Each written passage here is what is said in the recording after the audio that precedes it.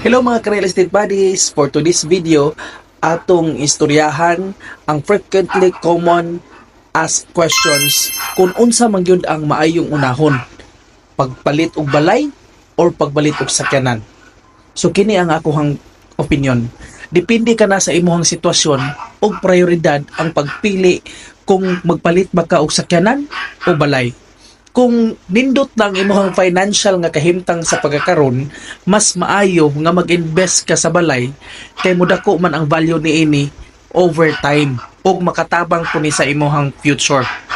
Pero kung sakyanan ang imong unahon, kini praktikal kung kinahanglan gyud nimo para sa trabaho o adlaw-adlaw nga pagbiyahe, labi na kung walay maayo nga public transportation sa inyong lugar.